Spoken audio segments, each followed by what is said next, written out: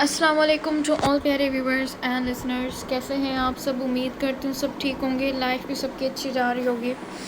اچھا جی، دیکھیں میری طرف سے آپ لوگوں کو ڈیلی ایپیسوڈ مل رہی ہے، ٹھیک ہے، لیکن مجھے یہ بتائیں کہ آپ لوگ سب مل کے ٹارگٹ پورا کر پا رہے ہیں؟ اتنا چھوٹا سا میں ٹارگٹ دیتی ہوں جس کو پورا کرنا بہت زیادہ آسان ہے، لیکن اس کے باوجود ایک ٹارگٹ کو کمپلیٹ کرنے میں آپ لوگ 2 3 4 دن لگا دیتے ہیں۔ اگر میری طرف سے ایپیسوڈ آپ لوگوں کو تھوڑی سی بھی لیٹ ملتی ہے تو آپ لوگ مجھے باقی رائٹرز کی طرح ملانا شروع کر دیتے ہیں کہ آپ ان رائٹرز کی طرح بن گئی ہیں، کس نہیں دیتی ہیں، ہم لوگ ویٹ کرتے رہتے ہیں۔ ایون کہ میں آپ لوگوں کو ایپیسوڈ بالکل فکس ٹائم پر دیتی ہوں، ٹھیک ہے، اگر کچھ منٹ آگے ہو جاتی ہے کسی وجہ سے تو وہ آپ لوگ مجھے یہ سب کہنا شروع کر دیتے ہیں۔ کیا یہ مجھے ڈس اپوائنٹ نہیں کرے گا کہ میں آپ لوگوں کے لیے ڈیلی محنت کرتی ہوں، ٹھیک ہے؟ کل میں نے کمپلیٹ کر لی تھی ایپیسوڈ، ایون وقت سے پہلے میں نے کمپلیٹ کر لی تھی، وائس اوور بھی میں نے کر لیا تھا، لیکن انفارچونیٹلی وہ مجھ سے ڈیلیٹ ہو گئی۔ تو اس کے اوپر دوبارہ سے میری محنت لگی ہے، اور وہ میں نے دیکھا بھی صرف اس ٹائم جس ٹائم میں اس کو اپلوڈ کرنے لگی تھی، میں نے دیکھا وہ تو ڈیلیٹ ہو چکی ہے۔ مجھے کتنا برا لگا ہوگا کہ میں نے اتنی محنت سے وائس اوور کیا، ایڈیٹنگ کی، اور اس کے بعد جو ہے وہ ڈیلیٹ ہو گئی ہے۔ لیکن میں نے پھر بھی محنت کی۔ اگر میں چاہتی تو میں سیدھی سی پوسٹ لگا سکتی تھی کہ آج والی ایپیسوڈ نہیں آئے گی، یہ والی ایپیسوڈ میں کل دوں گی۔ اگر میں وہی ایپیسوڈ آج دیتی، مجھے لکھنا بھی نہیں پڑتا، صرف وائس اوور اور ایڈیٹنگ کرنی پڑتی، ہو جاتی نا۔ لیکن میں نے آپ لوگوں کے لیے پھر سے محنت کی، اور پھر بھی مجھے بہت سارے اس طرح کے کمنٹس ملے۔ سو کائنڈلی تھوڑا سا آپ لوگ بھی رائٹر کا خیال کیا کریں، ٹھیک ہے؟ ہم رائٹرز کے بھی دل ہوتے ہیں، ٹھیک ہے؟ سو اس طرح سے ایک دم سے ڈس اپوائنٹ کرنا شروع نہ کر دیا کریں، تھوڑا سا سمجھا کریں ان کی مجبوری کو بھی، ٹھیک ہے؟ اور اب یہاں پہ آپ لوگ خود بھی دیکھ لیں کہ ٹارگٹ کے بغیر آپ لوگوں کو ڈیلی بیس پہ ایپیسوڈ مل رہی ہے۔ سو سائلنٹ ریڈرز، میں آپ لوگوں کو یہ کہوں گی کہ پلیز رسپانس کیا کریں۔ ہر رائٹر کے لیے، صرف میں ہی نہیں، جتنی بھی رائٹرز ہیں ہر کے لیے آپ کا جو رسپانس ہے وہ بہت میٹر کرتا ہے، ان کے لیے ایک بہت بڑی موٹیویشن ہے، ٹھیک ہے؟ باقی جیسے ابھی ہمارا ناول چل رہا ہے، ہماری کہانی چل رہی ہے، ایم ڈیم اینڈ شور کہ آپ لوگ اس کو بہت زیادہ انجوائے کرنے والے ہیں، بہت زیادہ، کیونکہ اب ہماری کہانی مزید انٹرسٹنگ ہوتی جا رہی ہے، بہت سارے پوائنٹس ایسے آ رہے ہیں جس سے ہماری کہانی مزید خوبصورت ہو رہی ہے، ٹھیک ہے؟ اوکے، سو اسٹارٹ کرتے ہیں آج والے ایپیسوڈ۔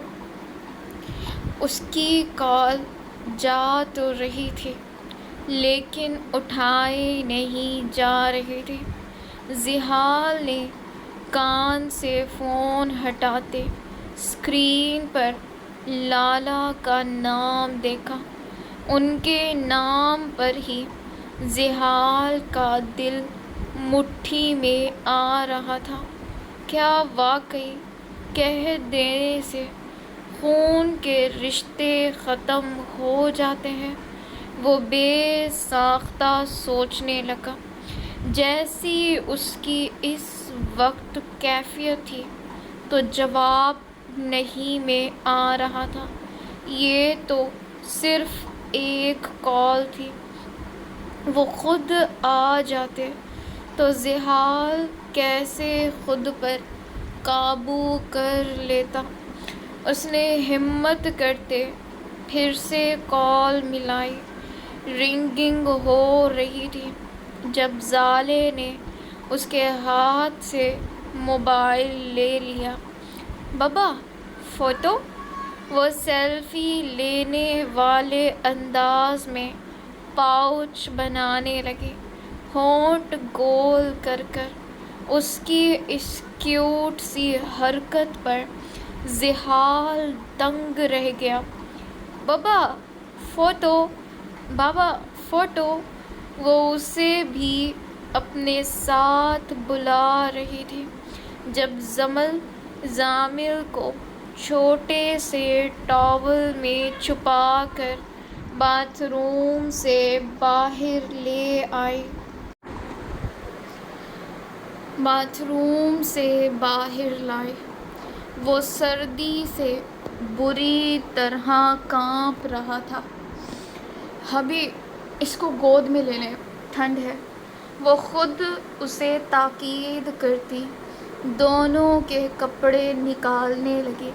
زحال نے جلدی سے روتے ہوئے زامل کو اٹھا کر اپنے کمفرٹر میں چھپا لیا۔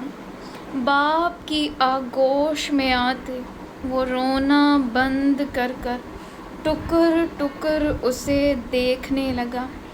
با ام نالاج، بابا ناراض ہوں۔ زالے اس کو ہونٹ گول کر کر اس کی سیلفی میں نہ آتے دیکھ اپنے ہی ببا سے کٹی کر گئی۔ یہ کیا ہے؟ زحال ہکا بکا سا اسے دیکھنے لگا۔ اس کی حیرت پر زمل کی ہنسی چھوٹ گئی۔ آپ کے بچے ہیں؟ وہ شان بے نیازی سے کندھے اچکا کر ان کے لوشن پاؤڈر سب کچھ بیڈ پر رکھنے لگے۔ آج ان کے لیے بارش کی وجہ سے گرم کپڑے نکالے تھے۔ ایک تو دونوں پہلے سے ہی ماشاء اللہ صحت میں گپو سے تھے، اور اب یہ کپڑے پہن کر تو دل چاہتا دونوں کو کوچی کوچی کریں۔ یہ سیلفی لے رہی ہے؟ I can't believe. وہ واقعی حیران تھا۔ میرا فون تو چیک کریں ذرا، آپ کو پتہ چلے آپ کے یہ نمونے سارا دن کرتے کیا ہیں۔ جب فون دکھا بس اٹھا کر سیلفی بنانے لگے۔ آڑے ترچھے پوز۔ اس کی بات پر زالے زامل دونوں کھلکھلانے لگے، جیسے ان کو پتہ ہو کہ ان کو ان کی ہی بات ہو رہی ہے۔ بیا سیلفی، بھیا سیلفی۔ زالے کے بلانے پر گگو بنا زامل جھٹ سے زحال کی گود سے اتر کر زالے کے ساتھ بیڈ پر ہی کھڑا ہو گیا۔ زالے باتھ روب میں اور زامل ٹاول میں لپٹا، دونوں جڑ کر کھڑے ہوتے پوز بنانے لگے۔ جب ان کی اس حرکت پر زحال کا یکدم سے پھوٹ کر قہقہ نکلا، اس کے ساتھ ہی زمل بھی ہنسنے لگی۔ کمرے کی در و دیوار پر جیسے یکدم سے بہار آ گئی ہو۔ با ڈونٹ لاف۔ زامل سیریس موڈ میں تھا، تبھی اپنے ہنستے ہوئے باپ کے منہ پر اپنا ننھا سا ہاتھ رکھ کر اس کی ہنسی روکنے کی ناکام سی کوشش کرنے لگا۔ اوکے اوکے بیٹا، بٹ یہ کیا ہے؟ آپ دونوں ابھی بہت چھوٹے ہو۔ وہ بمشکل ہی اپنی ہنسی روک پایا تھا کہ تب ہی پھر سے ہنسی نکل گئی۔ نا ڈالے پنشش می شپل مین بابا۔ زامل چیخ کر اسے بتانے لگا کہ وہ چھوٹے نہیں ہیں بھائی، وہ خود سپر مین اور اس کی بہن پرنسز ہے۔ اوکے سمجھ لو سارے۔ میری جان، بٹ چھوٹے والے۔ زحال نے باقاعدہ انگلی اور انگوٹھے سے چھوٹے کی جانب اشارہ کیا۔ نا مما۔ زامل نے چیخ کر اپنی پارٹی کی مین لیڈر کو میدان میں گھسیٹا۔ ابھی نہیں کرے تنگ، یہ چیخ کر میرے سر میں درد کرے گا۔ وہ کب سے ان کی سیلفی بن جانے کے انتظار میں بیٹھی تھی تاکہ دونوں کو کپڑے پہنا کر ریڈی کر سکے۔ جانتی تھی نا اپنی اولاد کو بیچ میں تنگ کرتی تو ان دونوں نے رو رو کر اسی کا جینا مشکل کر دینا تھا۔ اس کے سر کی ایسی کی تیسی، میری بیوی کے سر میں درد کرو گے ہاں چھوٹے فتنے؟ وہ زامل کو اٹھا کر اپنے کندھے کے پیچھے کرتا اس کی چیخیں نکلوا گیا، لیکن خوشی اور مستی والی۔ نہ بابا، وہ اپنے پیٹ میں گدی گدی ہوتے محسوس کر دل و جان سے کھلکھلا دیا۔ زالے آرام سے، معصومیت سے ٹکر ٹکر ان دونوں کو دیکھنے لگے۔ جب زامل کو نیچے اترتے دیکھ وہ تیز تیز تالیاں بجانے لگی۔ بابا وین، ماں بابا وین، میرے بابا جیت گئے، یاہو! اس کی معصومیت اور محبت پر زحال کو ٹوٹ کر اپنی بیٹی پر پیار آیا۔ اس نے زامل کو چھوڑے زالے کو گود میں لیتے اس کے گالوں پر ڈھیر سارا پیار کیا۔ اسے زمل کے بعد زالے دنیا میں سب سے زیادہ عزیز تھی۔ وہ جان دیتا تھا اپنی بیٹی پر۔ لوگ کیسے بیٹیوں پر ظلم کر لیتے ہیں، یہاں اس کے لیے بیٹی اس کی آتی جاتی سانسوں میں شامل ہو گئی تھی۔ زحال کتنی ہی دیر دونوں کے ساتھ کھیلتا رہا۔ دونوں نے صرف ایک ہی بار میں اپنے باپ کو سارے غم بھلا دیے تھے۔ واقعی اس کے پاس خدا کی نعمت اور رحمت دونوں تھی۔ زمل تینوں کو محبت بھری نظروں سے دیکھتی دل ہی دل میں اپنی فیملی کی خوشیوں کی دعا کرنے لگی۔ بابا سیلفی، بابا سیلفی۔ زالے کو پھر سے سیلفی کا بھوت سوار ہو گیا تھا۔ زحال نے ہنستے ہوئے اسے دیکھا۔ یہ اس کے اندر سیلفی کے جراثیم کہاں سے آ گئے؟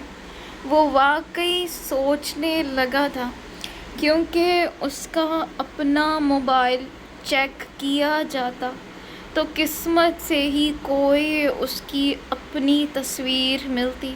ساری زامل زالے کی رینڈم تصویریں بھری ہوئی تھیں، یا پھر اس کی 3 بڑی بگڑی اولادوں کی۔ زمل کی وہ صرف اپنے پرسنل موبائل میں رکھتا تھا، جہاں صرف وہ اسے دیکھ سکے۔ اور رہی بات زمل کی، تو اسے بھی کبھی تصویروں کا چاہ نہیں رہا تھا۔ وہ دونوں میاں بیوی موبائل صرف ایک دوسرے سے بات کرنے کے لیے رکھتے تھے۔ تھوڑی دیر کی بھی دوری جو دونوں سے برداشت نہیں ہوتی تھی۔ اب زالے کو دیکھ وہ فکر میں پڑ گیا تھا۔ صحبت کا اثر ہے حبیب، مشی آپی کے ساتھ سارا دن رہتی ہے، میک اپ اور سیلفی لینا سیکھے گی یہ چھپکلی۔ اس کے منہ سے چھپکلی سنتے جہاں زحال کی ہنسی چھوٹی تھی، وہیں زالے نے اپنی ماما کو گھور کر دیکھا۔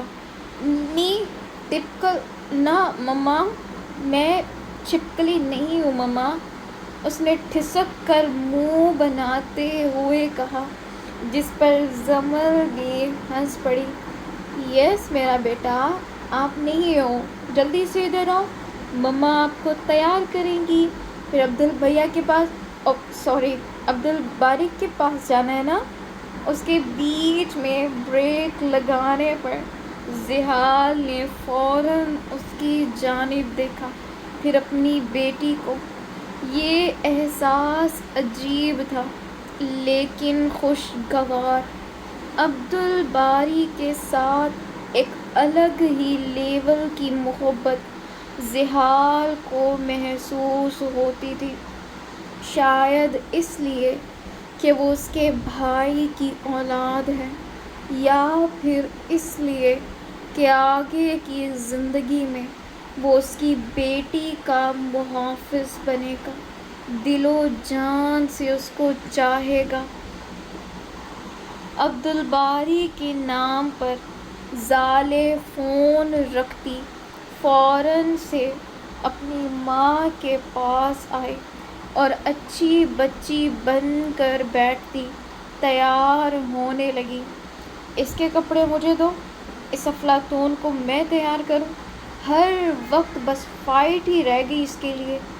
زامل کو اپنے موبائل میں ڈشم ڈشم والی گیم کھیلتے دیکھ زحال نے اسے ٹاول سے آزاد کیا، مگر مجال ہے اس نے موبائل چھوڑا ہو۔ باپ اسے تیار کر رہا تھا اور وہ خود گیم کھیل رہا تھا۔ ابھی آپ کو یاد ہے ان کے پہلے دن آپ نے یوٹیوب سے دیکھ کر ان کو ڈائپر لگایا تھا؟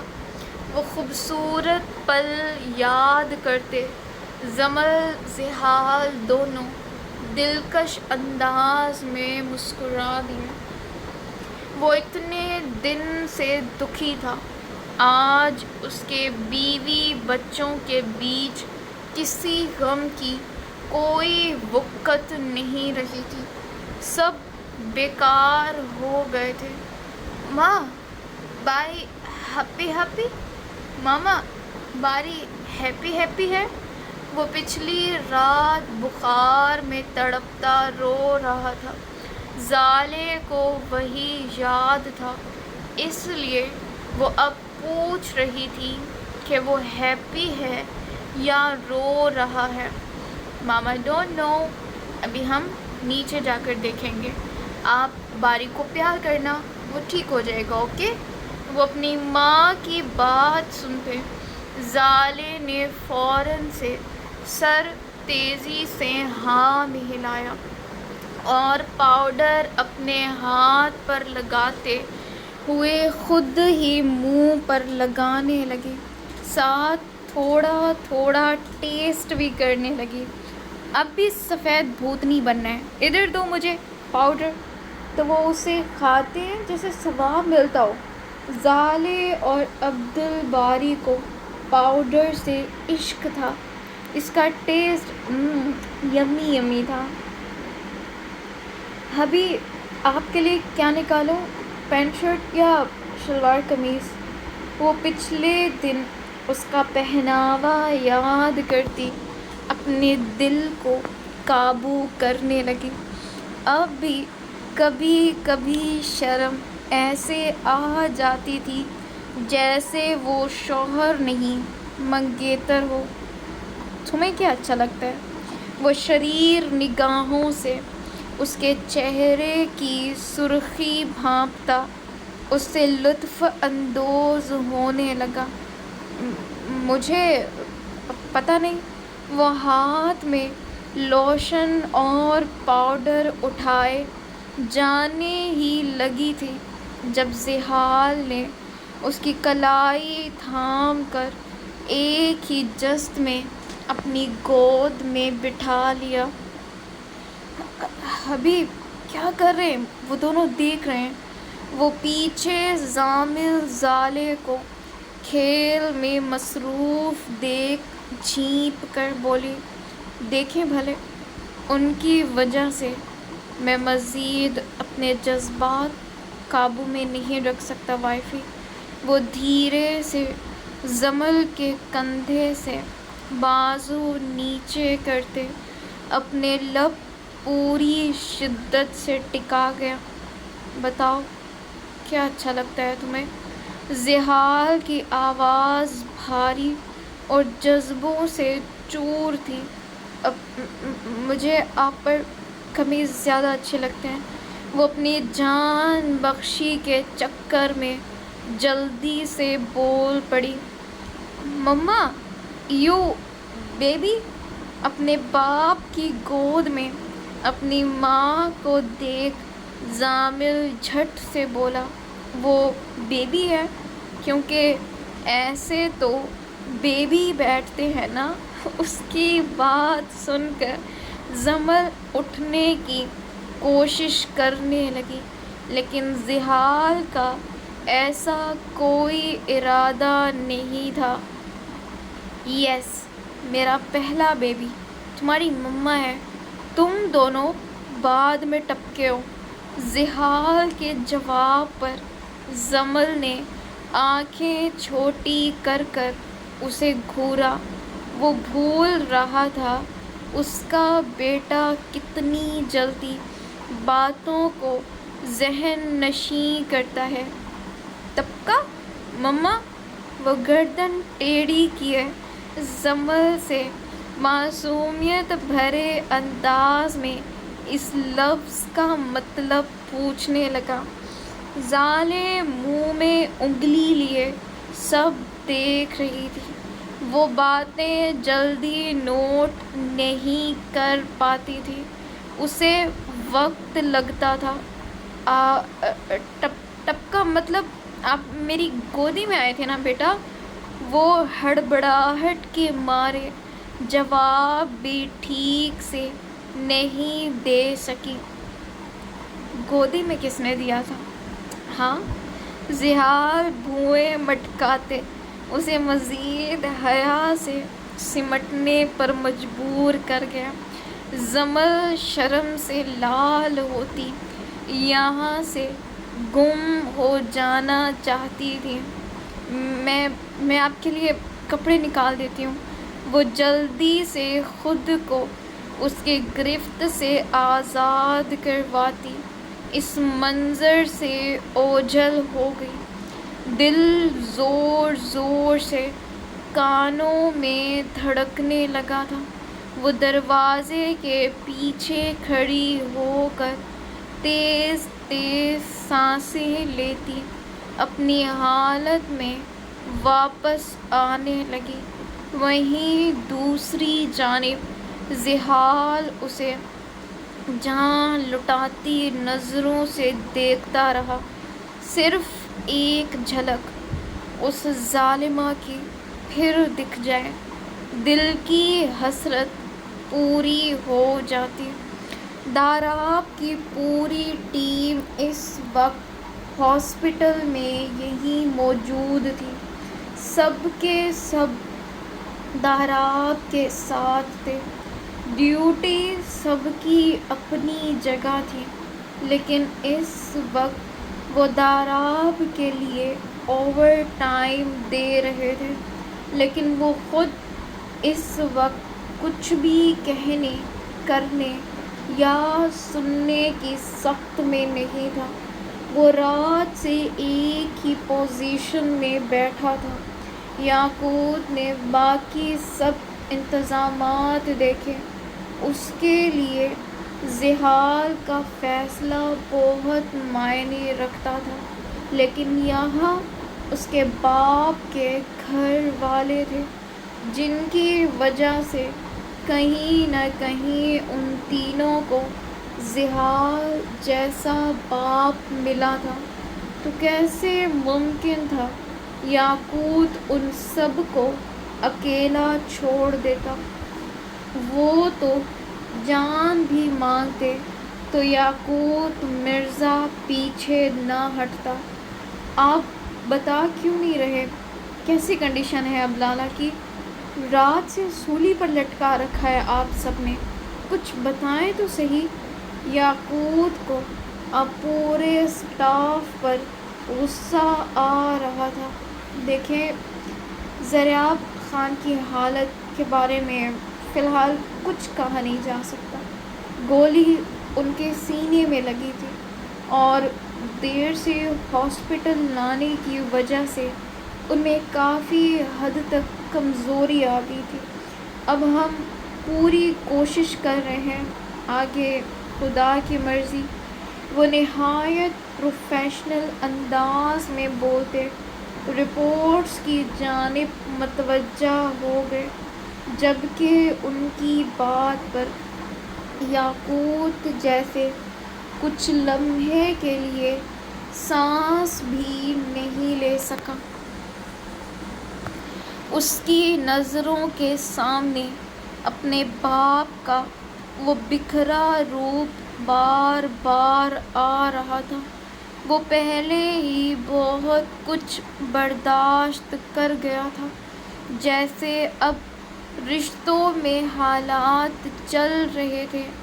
ایسے میں زریاب خان کا سب کو چھوڑ جانا پیچھے رہ جانے والوں کو بھی ختم کر جاتا۔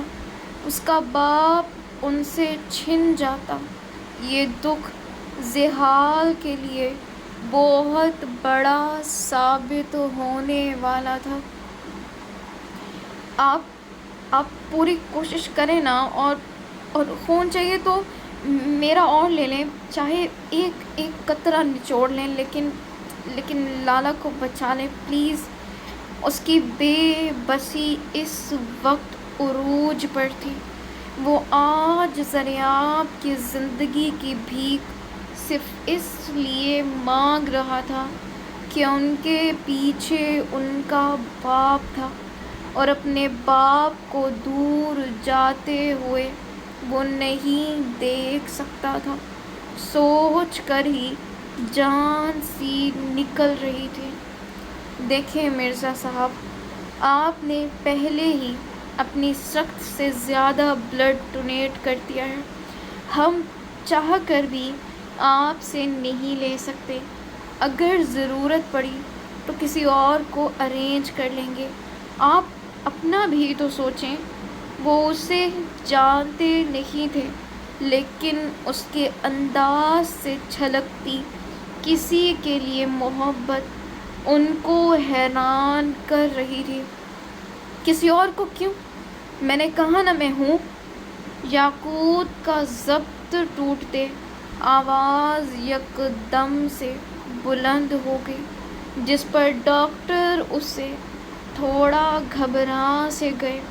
ان کو ڈرتے دیکھ یاقوت کو اپنی غلطی کا فوراً احساس ہوا۔ وہ دھیما پڑتے گہری سانسیں خود میں بھرنے لگا۔ ایم سو سوری، میں تھوڑا جذباتی ہو گیا، لیکن دیکھیں، اگر بات بلڈ کی ہے تو میں اپنے وجود کا آخری قطرہ بھی دینے کو تیار ہوں۔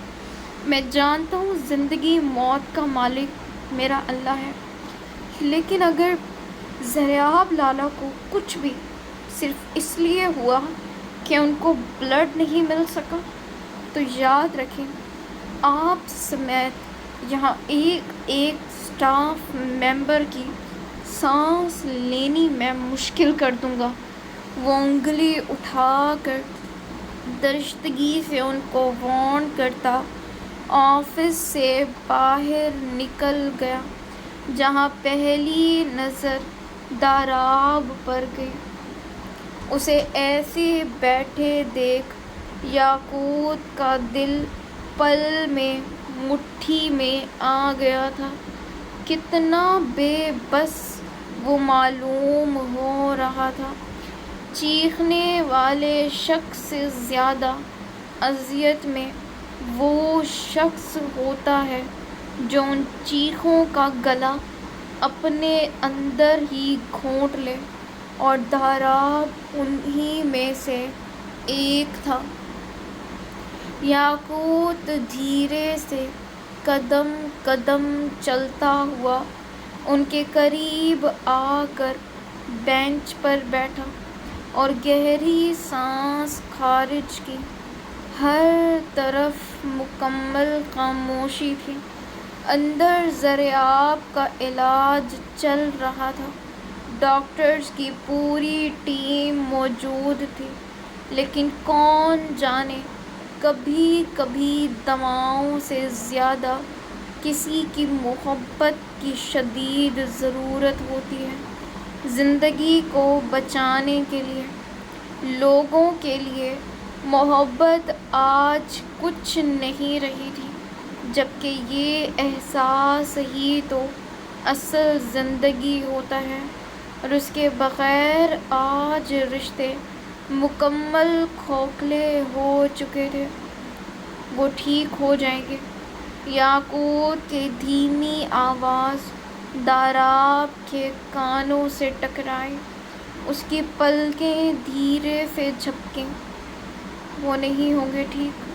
اس کی بات پر یاقوت نے فوراً سے اس کے چہرے کو دیکھا۔ وہ رو دینا چاہتا تھا لیکن رو نہیں پا رہا تھا۔ یاقوت کو بلا شبہ ان پر ترس آنے لگا۔ جب تک ان کے کانوں میں وہ آواز نہیں سنائی دے گی جو ان کو قبرستان لے گئی۔ اس کے لبوں سے بے اختیار سسکی برآمد ہوئی۔ اتنے عرصے سے ضریاب خان اس جگہ جانے کی ہمت نہیں کر پائے تھے۔ جب گئے ہوں گے تب کتنی اذیت میں ہوں گے، اس کا اندازہ کرتے ہوئے بھی داراب کا دل ڈوب رہا تھا۔ قبرستان میں کون ہے؟ یہ سوال یاقوت کب سے کرنا چاہتا تھا لیکن موقع ہی نہیں مل پا رہا تھا۔ میری بہن کے نام پر یاقوت نے چونک کر اسے دیکھا۔ بہن؟ وہ پوچھنا چاہتا تھا کون سی بہن؟ کس کی بہن؟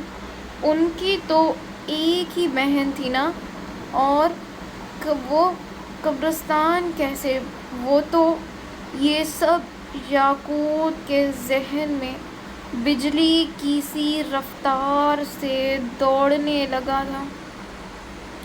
اس سے پہلے یہ سارے سوال اس کے لبوں پر آتے، یاقوت کی جیب میں پڑا موبائل بجنے لگا۔ اس نے گڑبڑا کر فون نکالا۔ اس کے تاثرات چہرے کے ایسے تھے جیسے کسی نے تیز رفتار ٹرین کو ایک دم سے بریک لگا دی ہو۔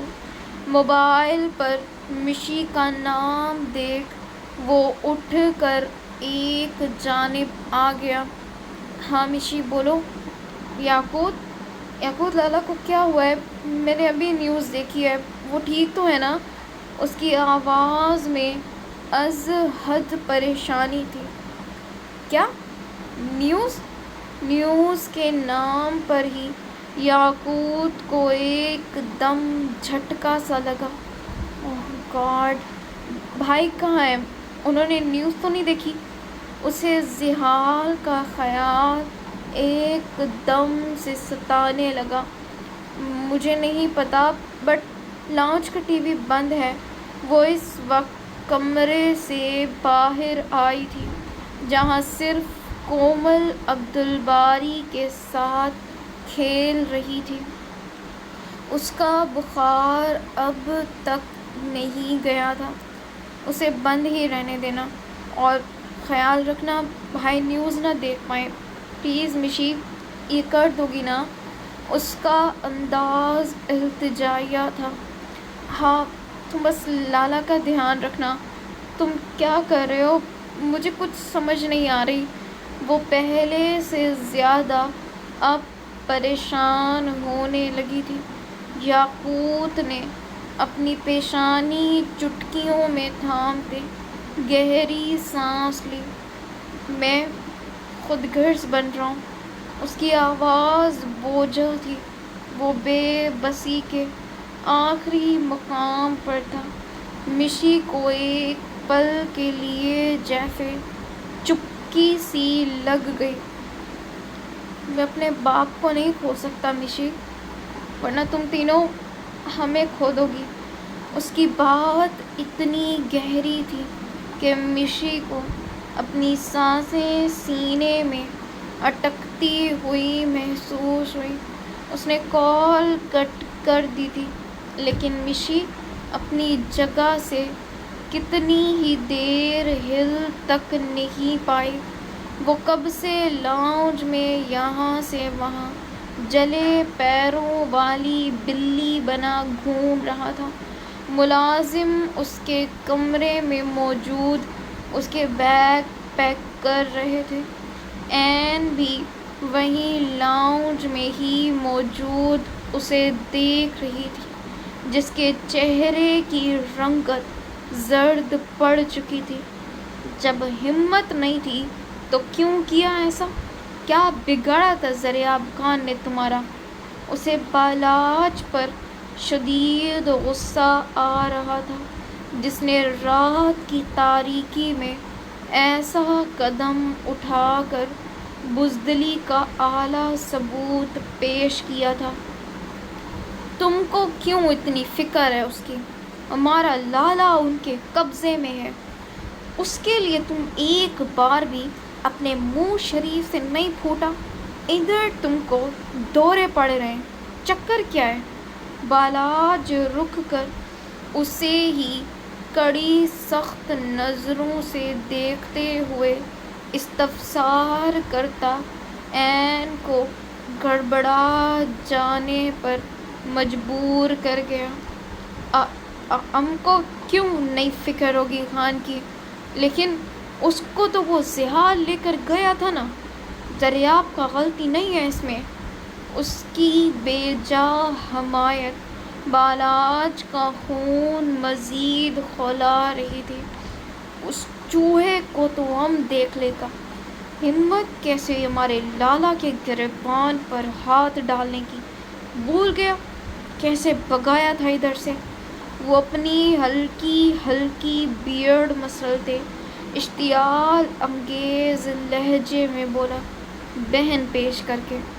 این کی بات پر بالاج نے کرنٹ کھا کر اس کی جانب دیکھا، جس کے آج صرف یہ الفاظ نہیں، اس کی مردانگی پر زور کا تماچا تھا۔ ہم کو ایسے مت دیکھو، اب دنیا جانتی ہے کہ تم نے کیا حرکت کی تھی۔ نظر تم پہلے سے اس گل پر رکھتا تھا، اپنے لالا کو ایسے الٹی پٹی پڑھا کر گل کو حاصل کرنے کا پلان تمہارا تھا۔ اس کی باتوں پر بالاج چند پل سانس بھی نہیں لے سکا۔ یہ سب وہ کیسے جانتی تھی؟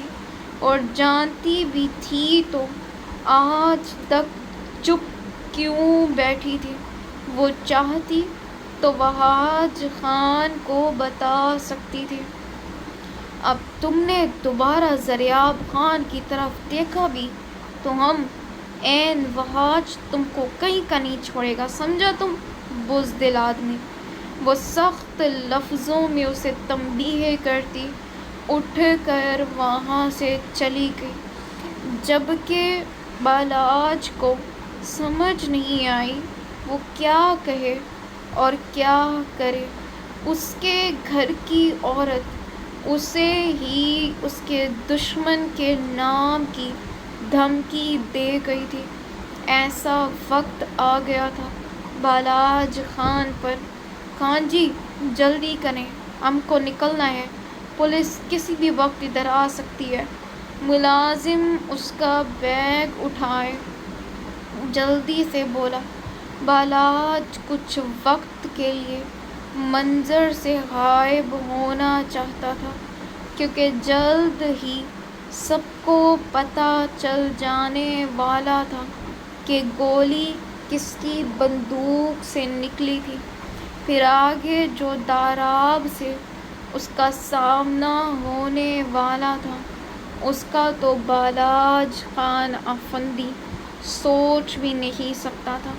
وہ این کا حساب آنے والے وقت پر چھوڑتا، سر پر شال لیے ملازم کے ہمراہ نکل گیا۔ اسی نے ضریاب خان پر گولی چلائی تھی تاکہ ایک بھائی کے دنیا سے رخصت ہوتے باقی دو اپنے آپ کمزور پڑ جائیں، پھر بالاج خان کے قہر کی لپیٹ میں دونوں ہی آسانی سے آ جاتے۔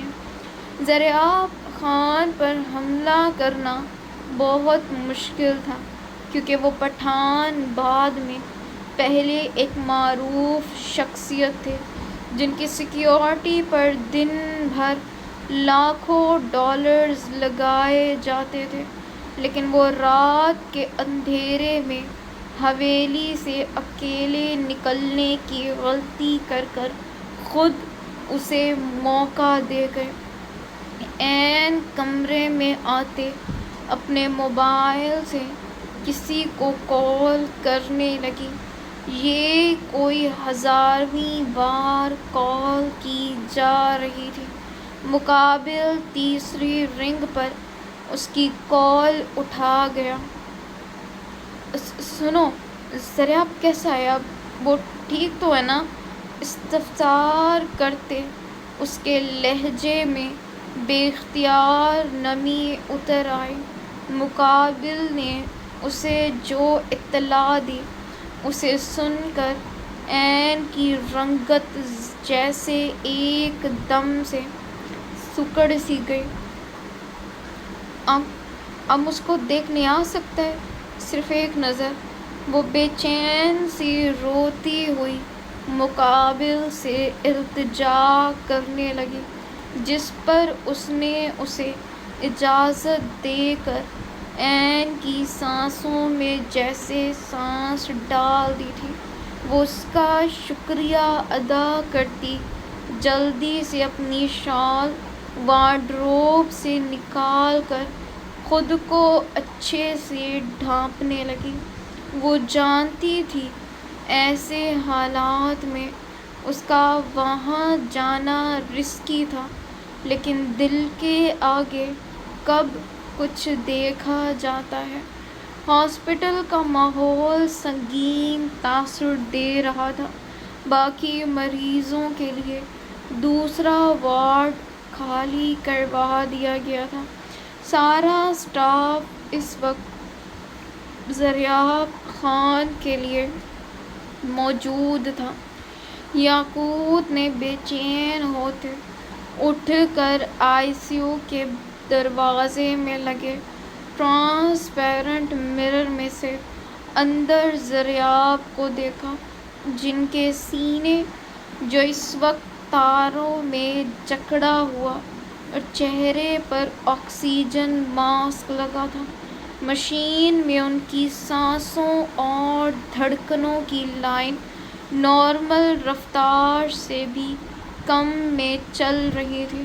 یاقوت بوجھل دل سے پیچھے مڑنے ہی لگا تھا جب اس کی نظر راہداری میں چیکنگ کے درمیان کھڑی سیما پر پڑی۔ آج یہاں کسی کی بیوی کو بھی نہیں دیکھا جا رہا تھا، سب کی چیکنگ ہو رہی تھی۔ یاقوت اسے دیکھ فوراً سے اس کی جانب گیا اور اپنے ساتھ بنا چیکنگ کے اندر لے آیا۔ اس کے لیے آج قدم اٹھا پانا نہایت مشکل ہو رہا تھا۔ داراب نے نگاہ اٹھا کر اس کی جانب دیکھا۔ اس کے چہرے پر چھائی بے بسی سیما کا دل ایسے ہی بند کر گئی تھی۔ وہ پٹھانوں کی عورت تھی جن کو اپنے آپ کو ایسے موقعوں کے لیے پہلے سے تیار کرنا، لیکن یہاں معاملہ عشق کا تھا۔ وہ بے جان سی کھڑی ایک اجازت کی منتظر تھی۔ یاقوت نے ڈاکٹرز کو باہر نکلنے کا کہتے سیما کے لیے آئی سی یو بالکل خالی کروا دیا۔ وہ بند دل کے ساتھ جیسے ہی اندر داخل ہوئی، نظر ضیاء پر پڑتے دل کو دھکا سا لگا، وہ مرے مرے سے قدم اٹھاتی ہوئی ان کے قریب آ کر رکی اور ان کو دیکھنے لگی۔ آج اپنے خان کو ایسے دیکھ اسے اچھا نہیں لگا تھا، بالکل بھی نہیں۔ دو موتی ٹوٹ کر آنکھوں کی باڑ سے باہر نکلے اور پھسل کر زرِ آب کے ہاتھ پر جا گرے۔ ہم کو کچھ دیر اکیلا رہنے دو۔ سیماب کی سماعتوں میں ان کے الفاظ گونجے، اس لیے تم نے ہم کو اکیلا رہنے کا بولا تھا؟ وہ زرِ آب کے سفید چہرے کو دیکھتی قرب سے بولی، ناک لال ہو رہی تھی، آنکھیں بھیگتی ساتھ چہرے کو بھی بھگا رہی تھی، تاکہ تم ہم کو اکیلا چھوڑ دے۔ آج اس کے الفاظ درد میں ڈوبے تھے، دل سوکھے پتے کی مانند لرز رہا تھا۔ سیماب نے کانپتے ہوئے ہاتھوں سے زرِ آب کا ہاتھ تھاما اور بے جان سی ہوتی وہیں فرش پر بیٹھ کر ان کے ہاتھ پر پیشانی ٹکا کر سسک سسک کر رو پڑی، اٹھو خان، اٹھو، تم ایسے نہیں کر سکتا، ہم نہیں جی سکتا تمہارے بغیر، اب مر جائے گا خان، ہم کو اکیلا مت چھوڑو۔ وہ تڑپتی ہوئی مزید بے جان ہو گئی۔ پورے روم میں مشین کی آوازوں میں سیماب کی سسکیاں شامل ہونے لگی تھیں۔ یاقوت باہر کھڑے اسے دیکھ رہا تھا، اس کی تڑپ پر یاقوت کا دل گہرائی میں جا ڈوبا تھا۔ محبت کرنے والے بھی کتنے بزدل ہوتے ہیں، ذرا بھی جدائی کی بات آئے تو وہیں گھٹنے ٹیک دیتے ہیں۔ ان سب میں ایک خون تھا، وہ آفندیز تھے، عشق میں جان وار دینے والے۔ سو ویورز، یہ تھی آج کی ایپیسوڈ۔ پلیز ٹارگٹ کمپلیٹ کر لیجئے گا، ڈیلی ایپیسوڈ آپ لوگوں کو مل رہی ہے، سو پلیز ٹیک کیئر، اللہ حافظ، انجوائے کریں۔